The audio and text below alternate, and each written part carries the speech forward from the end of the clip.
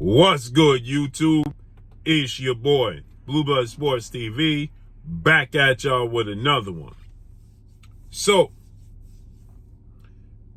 Canelo Álvarez is in a bind, and now he's going to be forced to fight the likes of a Terence Crawford if he wants to not fight David Benavidez.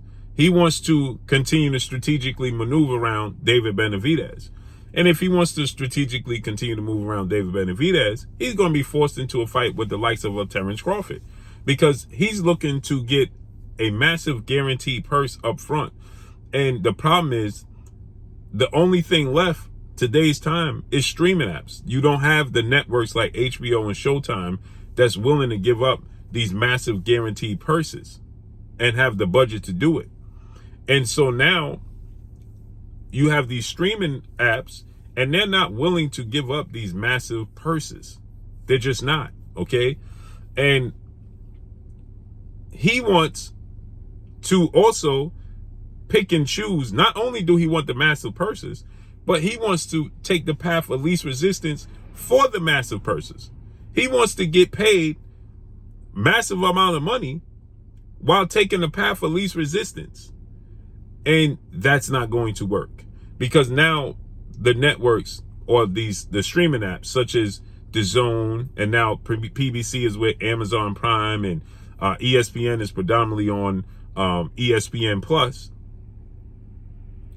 Now they're standing their ground and they're saying, okay, we don't have no problem giving you these guaranteed purses, but you're going to have to fight the suggested fighter that we have, that we believe that we can recoup the money back, right? We can't allow you to continue to fight who you choose to fight, who you feel like is the best fight for you, but not help us recoup the money back. We're not in the business of doing that. And so because of that, Canelo Álvarez is in a bind. He's trying to fight Edgar Berlanga.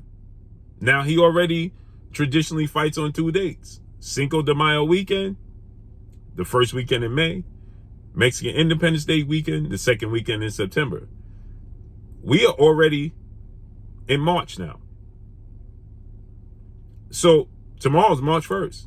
So now you have exactly 2 months and 3 days where you should have your fight already announced. Canelo Álvarez, he already has his fights announced. At this point in time for May, you know who he's going to fight in May. It never goes this long where Canelo Álvarez don't know who he's going to fight in May before his fight. Exactly 2 months out before the fight, and you don't know Canelo Álvarez's next opponent, that just spells issues. And so with that said, Canelo Álvarez now is in a position where he's trying to fight Edgar Berlanga, undefeated Puerto Rican superstar, title contender at 168. The path for least resistance, because Edgar Berlanga has shown that he still has a lot of improvement to do. He's still young. He still has a lot of improving to do. And he's shown that he's still struggling in certain areas of his career, of his boxing. He's promising, a lot of talent, a lot of upside. 22 wins, no loss, no draw, 17 wins by way of knockout. Edgar Berlanga is 26 years of age, 6'1" with a 73-inch arm reach. Now, his first 16 fights all ended in a first-round knockout. Edgar Berlanga. But then he fought Dazn Nicholson back in April of 2021, and this is where things started to turn, because now he went the distance with Dazn Nicholson and didn't look very well. Now, he got a few knockdowns, but he didn't look that well. Marcelo Cortez, right? He went the distance. He went the distance. He's going the distance all these fights. So his last, 5 fights have went the distance, and then and he looked like he was struggling. He got suspended. He got frustrated. He bit his opponent, right? He's showing frustration. And so he's looking like he's have identity issues of what type of fighter he wants to be. Is he going to be a puncher? Is he going to be a thumper? Is he going to be a boxer? In the amateurs, he was a pure boxer. Then when he turned pro with them small 8-ounce gloves on, 10-ounce gloves in his situation, 10-ounce gloves, small gloves, no headgear. Fighters started to feel that power, first round knockouts. Then he started to up his level of competition, and it wasn't the same. So he has 17 knockouts in 22 fights, but those 17 knockouts came in the first 16 fights. And then he winning, but he's still not looking great winning, right? So Canelo, who's a 4-division champion, an undisputed super middleweight champion, unified junior middleweight champion, unified middleweight champion, okay? And Canelo Álvarez is 60 wins, 2 losses, 2 draws, 39 big wins by way of knockout at 33 years of age. He's far more seasoned, right? Fighting on the big stage. He has 4 pay-per-views. He did 1 million pay-per-view buys. One that didn't, what Caleb Plant did, 850,000 pay-per-view buys. So he's way more experienced. And so he's trying to drag Edgar Berlanga and use the Puerto Rican-Mexico rivalry to promote the fight, and Edgar Berlanga being undefeated and bigger and stronger as a way to lure him into this fight. But Edgar Berlanga's team, Edgar Berlanga said he wants to fight Canelo Álvarez. That's the fight he wants to fight. Of course, as the fighter, that's what he wants. But his team has came out and they said, listen, Edgar Berlanga is not ready yet. He needs more time, right? He's not ready, especially he just fought 2 weeks ago, February 24th, right? He fought February 24th, and now they want him to turn around. You have March, April, May, and he's automatically going back in the training for Canelo Álvarez. Path of least resistance. He sees an opening. Instead of fighting David Benavidez, who was his WBC mandatory, the undefeated 2-time WBC super middleweight world champion, who's been calling him out. 28 wins, no loss, no draw, 24 wins by way of knockout. He's 27 years of age, 6'2" with a 75-inch arm reach. He's a much more well-rounded, more prepared fighter. He's had way more marquee, bigger fights than Edgar Berlanga. Edgar Berlanga has never fought for a world title, so he's never won a world title. He has interim titles, but he's never become a world champion, right? David Benavidez is world champion 2 times over. He lost it due to outside the sport of boxing issues. Recreational drugs use, saw him suspended and removed his belt, and then he missed weight on the scale. But David Benavidez, he's fought the likes of Anthony Durrell, stopped him. Demetrius Andrade, stopped him.